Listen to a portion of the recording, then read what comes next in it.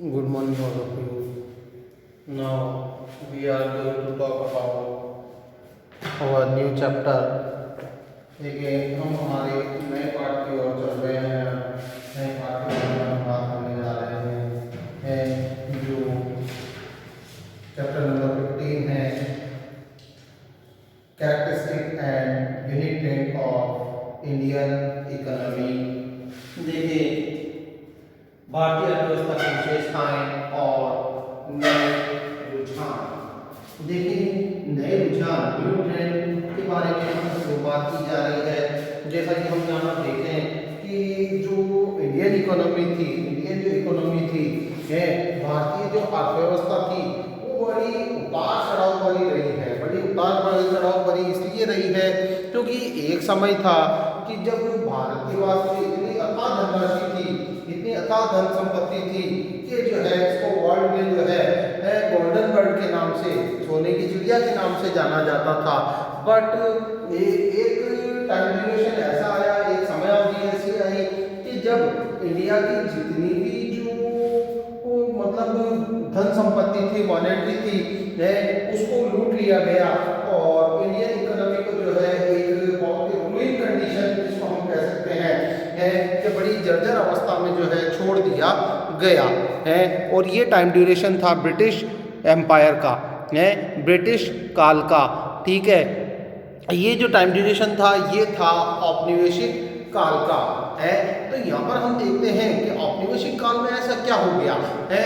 तो यहाँ पर हम जब बात करते हैं औपनिवेशिक काल की है तो हम देखते हैं कि जो अंग्रेज जो शासक व्यापारी बनकर आए थे, ट्रेडर्स बनकर आए थे और जिन्होंने जो है क्या कर लिया, इंडिया पर जो है पॉलिटिकली जो है अपना कब्जा कर लिया, राजनीतिक रूप से जो है उन्होंने सत्ता को हथिया लिया है। अब यहाँ पर जो भी शासन होता था, जो भी पॉलिसियों का रिफॉर्मेशन होता था वो किसके अकॉर्डिंग होता था, वो ब्रिटिश क्राउन के अकॉर्डिंग होता था, ब्रिटिश ताज के हिसाब से जो है यहाँ पर पॉलिसियां बनती थी है। और इन्हीं के चलते, इन्हीं सब के चलते क्या हुआ कि जो इंडियन ट्रेड था, भारतीय जो व्यापार था वह क्या हो गया, वह डिमोलाइज हो गया, नष्ट हो गया। ठीक है, और इस जो ट्रेड डिमोलाइजेशन का जो इफेक्ट आया वो किस पर आया, वो इंडियन इकोनॉमी पर आया, वो भारतीय अर्थव्यवस्था पर आया कि ये कैसी हो गई, यह नष्ट हो गई, यह समाप्त हो गई। एक तरीके से जो वो अर्थव्यवस्था पहले बहुत सुदृढ़ थी, मजबूत थी, स्टेबल थी है, वो अब कैसी हो गई, वो अनस्टेबल हो गई, बिल्कुल जर्जर अवस्था में आ गई। ठीक है। अब हम बात करते हैं कि 200 सालों तक जो है भारतीय अर्थव्यवस्था का जो है शोषण होता रहा है और उसके बाद हम बात करते हैं 1947 की। देखिए 1947 की हम यहाँ पर बात कर रहे हैं कि जो डेवलप इकोनॉमी थी, जो विकसित अर्थव्यवस्था थी, जिसको विश्व पहले मानता था, यह विश्व में जिसका नाम चलता था है, और अंग्रेजों के आने की वजह से क्या हो गई कि समाप्त हो गई, खत्म हो गई है। और फिर इस अर्थव्यवस्था को वापस जो है कब प्राप्त किया गया, इस अर्थव्यवस्था पर जो है इंडियंस का जो कंट्रोल है, भारतीयों का जो नियंत्रण है वो कब आया, 1947 के बाद में आया, 1947 के बाद में आया है, जब अंग्रेजों ने भारत को क्या कर दिया, स्वतंत्र कर दिया, इंडिपेंडेंट कर दिया है। अब यहाँ पर हम देखने की कोशिश करेंगे कि 1947 तक जितनी भी पॉलिसियां बनी है, जितनी भी नीतियों का निर्माण हुआ है, वो किसके द्वारा किया गया, वो अंग्रेजों के द्वारा किया गया। मतलब कि इंडियन इकोनॉमी पर जो है लोकल इंडियंस का, स्थानीय भारतीयों का कोई भी क्या नहीं रहा, कोई भी कंट्रोल नहीं रहा, कोई भी इंटरफेयर नहीं रहा, कोई भी हस्तक्षेप नहीं रहा। बट फिर बाद में क्या हुआ, सन 47 में जब हमको जो है आज़ादी मिल गई, हम इंडिपेंडेंट हो गए हैं, तो हमारे सामने जो प्रॉब्लम्स आई, हमारे सामने जो प्रॉब्लम्स आई, कई तरीके की प्रॉब्लम्स आई कि जैसे हमारे कंट्री का जो है पार्टीशन हो गया है, हमारी जितने भी जो ट्रेड वगैरह थे, व्यापार वगैरह थे है, वो क्या हो गए, समाप्त हो गए हैं। और इसके अलावा हम देखते हैं कि जो हमारी इकोनॉमिक कंडीशन थी, हमारी जो अर्थव्यवस्था थी, हमारी जो आर्थिक दशा थी, वो बड़ी ही किस तरीके की पुअर कंडीशन में पहुंच गई, पुअर कंडीशन में पहुंच गई, बड़ी ही निम्न स्थिति में पहुंच गई। तो ऐसी स्थिति से निपटने के लिए क्या किया गया, कई जो पॉलिसीज थी, कई जो नीतियां थी, उनको अपनाया गया ताकि क्या किया जा सके कि हमारी जो पुअर कंडीशन है, इकोनॉमी की जो पुअर कंडीशन है, उसको हम क्या कर सके, उसको हम वापस स्टेबल कर सके, उसको हम वापस बेटर कंडीशन में ला सके। तो वही सारी चीज हम यहाँ देखने की कोशिश करेंगे। ठीक है, तो देखें कि यहाँ पर हम सबसे पहले देखें आफ्टर इंडिपेंडेंस की बात कर रहे हैं यहाँ पर है, जिसमें हम क्या देख रहे हैं कि इकोनॉमिक रिफॉर्म्स की हम बात कर रहे हैं, आर्थिक सुधारों की हम बात कर रहे हैं। क्या थे ये आर्थिक सुधार कि हमारी जो इकोनॉमिक पुअर कंडीशन है उसको बेटर कंडीशन में चेंज करना है, कि हमारी जो निर्धन स्थिति है, जो निम्न आर्थिक स्थिति है, उसे बेहतर आर्थिक स्थिति में परिवर्तित करना। ये क्या कहलाया, ये इकोनॉमिक रिफॉर्म्स कहलाए, ये आर्थिक सुधार कहलाए है। तो हम यहाँ पर बात कर रहे हैं, देखिए आफ्टर इंडिपेंडेंस की है, यानी कि स्वतंत्रता के पश्चात after independence India adopt the model of mixed economy and the policy of plan development. देखिए कि स्वतंत्रता के पश्चात सबसे पहले भारत ने क्या किया कि अपनी इकोनॉमिक कंडीशन को स्टेबल करने के लिए, अपनी इकोनॉमिक कंडीशन में रिफॉर्म करने के लिए, सुधार करने के लिए जो पॉलिसी अपनाई वो कौन सी थी, वो थी प्लान डेवलपमेंट की, यानी कि नियोजित विकास की, एंड मिक्स्ड इकोनॉमी यानी कि मिश्रित अर्थव्यवस्था की है। देखिए जब हम इकोनॉमिक पॉलिसी के बारे में बात करते हैं तो मेनली हम यहाँ पर बात करते हैं कि developed economic conditions, under developed economic conditions है, इनके बारे में हम बात करते हैं, यानी कि विकसित अर्थव्यवस्था और विकासशील अर्थव्यवस्था की हम बात करते हैं। तो हम इंडियन इकोनॉमी की बात कर रहे हैं स्वतंत्रता के बाद, तो भारत ने क्या किया, एक तो नियोजित अर्थव्यवस्था का रास्ता जो है उन्होंने अपनाया।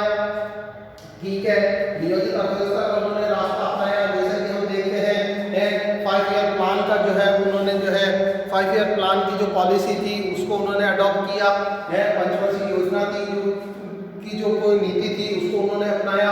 और दूसरा रास्ता उन्होंने क्या अपनाया, मिक्स्ड इकोनॉमी यानी कि मिश्रित अर्थव्यवस्था का।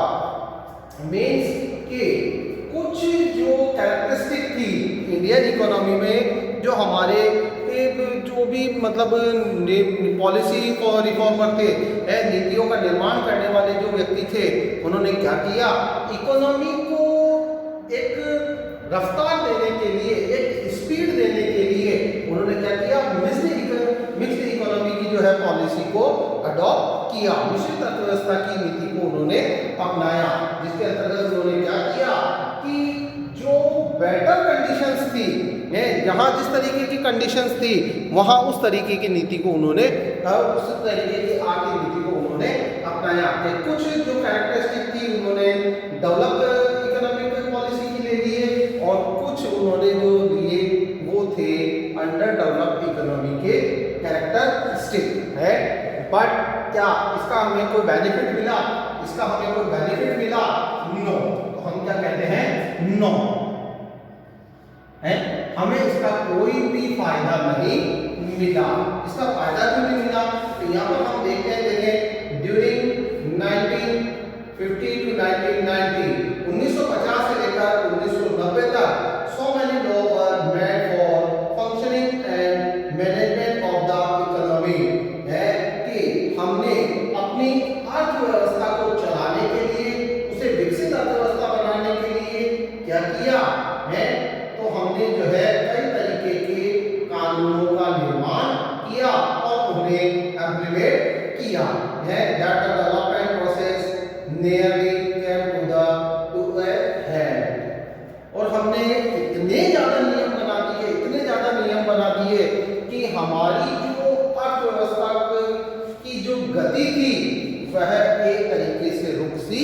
गई है, कैम टू नियर हैंड है, यानी कि रुकने की कगार पर आ गई है, रुकने की कगार पर आ गई है।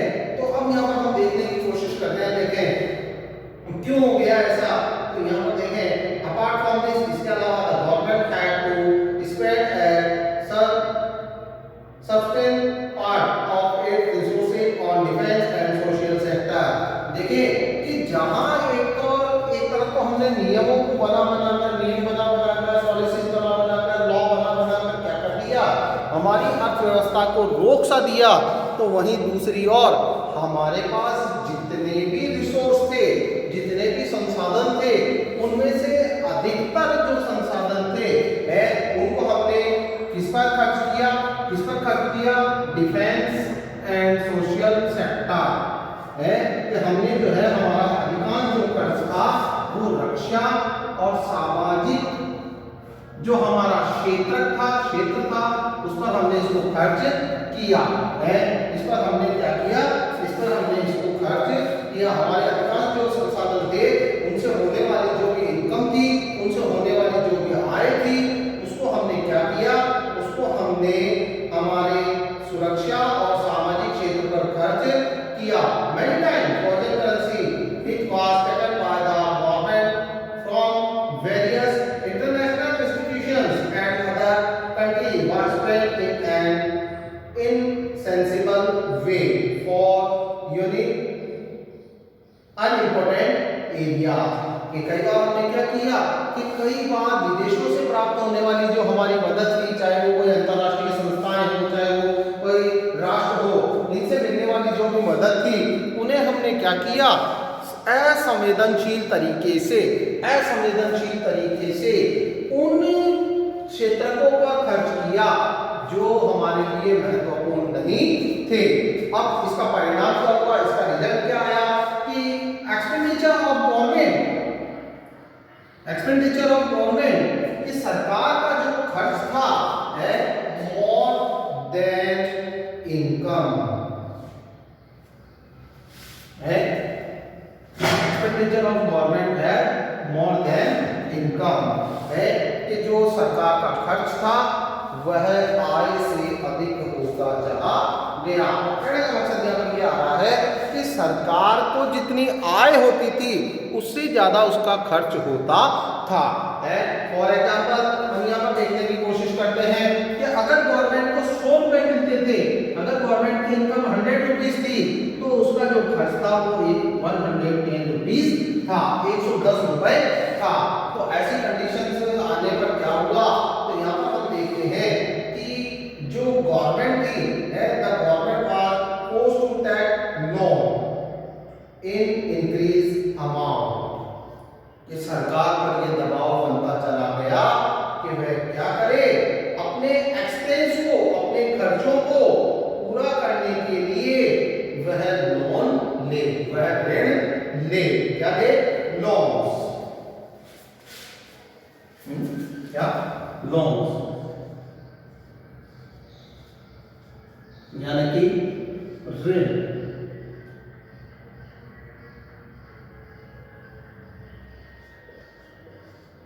वह ऋण ले किसके लिए, अपने एक्सपेंस को कंप्लीट करने के लिए, अपने खर्चों को पूरा करने के लिए। इन इंक्रीजिंग अमाउंट, बढ़ती हुई मात्रा में, बढ़ती हुई रकम में, कि भाई जो है कि कभी जो है 1 लाख का लोन ले लिया, कभी 2 लाख का लोन ले लिया, इस तरीके से बढ़ती हुई मात्रा में जो है बड़ी रकम के रूप में जो है वह क्या करे कि सरकार जो है वो अपना ऋण ले।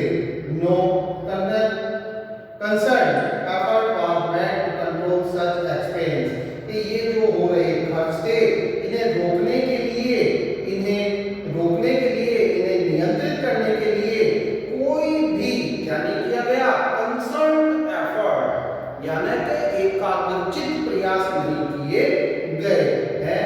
Lack of fiscal discipline was clearly witnessed in government policy, और सरकार की नीतियों में क्या देखने को मिलने लगा, लैक ऑफ फिस्कल डिसिप्लिन, यानी कि यहाँ पर देखें कि हम जब फिस्कल डिसिप्लिन की यहाँ पर हम बात करते हैं फिस्कल तो कोषीय अनुशासन इसको हम बोलते हैं। फिस्कल डिसिप्लिन, फिस्कल का मतलब होता है कोष यानी कि ट्रेजरी यानी कि धन संग्रह, ठीक है। ये जो हमारी जो धनराशि थी, हमारी जो फिस्कल थी उसमें क्या नहीं था, डिसिप्लिन नहीं था, उसमें अनुशासन नहीं था, उस पर कंट्रोल नहीं था। और इसी का रिजल्ट क्या निकल कर आया, कि इसी का क्या रिजल्ट निकल कर क्या आया कि हमें ट्रेड डिफिक्ट होने लगा, यानी कि व्यापार में घाटा होने लगा है, ट्रेड डिफिक्ट होने लगा, व्यापार में घाटा होने लगा। तो देखिए ये इंपॉर्टेंट चीज यहाँ पर आती है, इंपॉर्टेंट पॉइंट यहाँ पर आता है फिस्कल डिसिप्लिन का है, यानी कि राजकोषीय घाटा, राजकोषीय अनुशासन है। Fiscal discipline refer to those policies and efforts, यानी कि राजकोषीय अनुशासन वह नीतियां हैं और वह प्रयास है मेड बाय द गवर्नमेंट, जो शासन के द्वारा बनाए जाते हैं, जो शासन के द्वारा किए जाते हैं, जो सरकार के द्वारा किए जाते हैं, which are adopt to lessen the burden of government defects, कि जो क्या करता है, सरकार के घाटे को कम करता है, lessen the burden of government defect, यानी कि सरकारी घाटे के वजन को कम करता है, एंड गवर्नमेंट लॉस, और सरकार की जो के ऋण है उन्हें कम करने का कार्य वह करता है। इंपॉर्टेंट डेफिनेशन है भाई, देखिए यहाँ पर फिस्कल डिसिप्लिन की है, राजकोषीय अनुशासन की है। तो यहाँ पर देखिए व्हाट इज फिस्कल डिसिप्लिन, अगर हमसे क्वेश्चन कर लेता है, हमसे प्रश्न कर लेता है, then fiscal discipline is those refer to those policies and efforts, ये वह नीतियां और वह प्रयास है मेड बाय द गवर्नमेंट, जो किसके द्वारा किए जाते हैं, मेड बाय द गवर्नमेंट, जो सरकार के द्वारा किए जाते हैं। क्यों किए जाते हैं, यहाँ पर हम देख रहे हैं lesson the burden of government defects है, यानी कि सरकारी घाटे के वजन को कम करने के लिए, एंड गवर्नमेंट लॉस है, और सरकारी ऋणों के वजन को कम करने के लिए इन्हें अपनाया जाता है। Along with fiscal discipline, Indian economy was also a victim of increasing trade deficit. और देखो भाई कि यहाँ पर जो इंडियन इकोनॉमी थी वो फिस्कल डिसिप्लिन को तो फेस कर ही रही थी, वह राजकोषीय घाटे को तो जो है का सामना तो कर ही रही थी, राजकोषीय अनुशासनहीनता का तो वह सामना कर ही रही थी। इसके साथ साथ वो एक और बुराई का शिकार बनी हुई थी, और वो विक्टिम किसकी थी, वो विक्टिम थी ट्रेड डिफिक्ट की, यानी कि व्यापार घाटे की। अब ये व्यापार का घाटा क्या था, तो यहाँ पर हम देख रहे हैं excess of the country's import upon its export is the economic measure of the country. देखिए excess of the country's import, import का मतलब होता है आयात और एक्सपोर्ट का मतलब होता है निर्यात।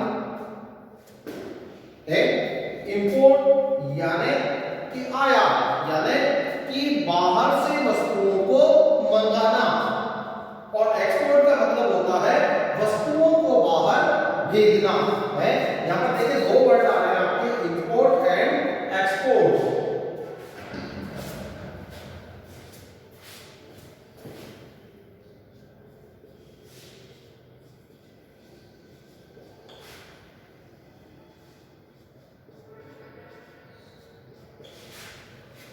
दो वर्ड आ रहे हैं हमारे यहाँ पर, इंपोर्ट एंड एक्सपोर्ट है।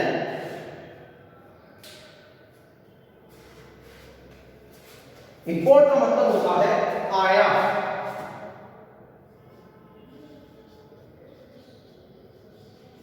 और एक्सपोर्ट का मतलब होता है निर्यात।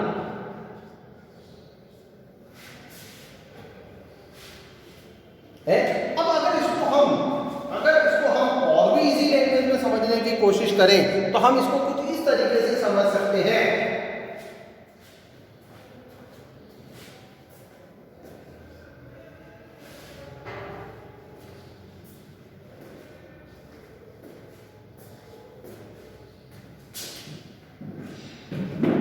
buy and sell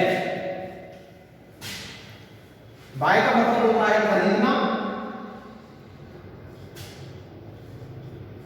और सेल का मतलब होता है बेचना है। अब इसको हम बड़ी आसानी से समझ सकते हैं, आयात और निर्यात को हम बड़ी आसानी से समझ सकते हैं। यहाँ पर नेचुरल सी बात है कि अगर हम किसी चीज को बाय करते हैं, अगर किसी चीज को हम खरीदते हैं, तो इट मीन्स हम हमारी जो पूंजी है, हमारा जो धनराशि है हमारी धनराशि को हम क्या करते हैं, हमारी पूंजी को, हमारे अमाउंट को हम डिक्रीज करते हैं, घटाते हैं। और अगर हम किसी चीज़ को निर्यात करते हैं यानी कि बेचते हैं, सेल करते हैं, तो हम अपनी जो हमारी जो अमाउंट है उसको हम क्या करते हैं, इंक्रीज करते हैं। तो उसी तरीके से अब यहाँ पर देखो हमारे जो ट्रेड डिफेक्ट है व्यापारी जो घटा है उसको क्या कह रहा है, ये व्यापारी घटे हैं। तो हम देख रहे हैं यहाँ पर excess of countries import, excess of countries import है कि मतलब आयात की अधिकता, किसके आयात की अधिकता, किसी भी राष्ट्र के आयात की अधिकता, आयात की अधिकता किस पर, अपॉन द एक्सपोर्ट है, निर्यात पर। यानी कि हम वस्तुओं को खरीदते तो ज्यादा है और बेचते कम है। तो यहाँ पर नेचुरल सी बात है, हम बड़ी आसानी से समझ सकते हैं इस चीज को कि इसका इफेक्ट क्या होगा है।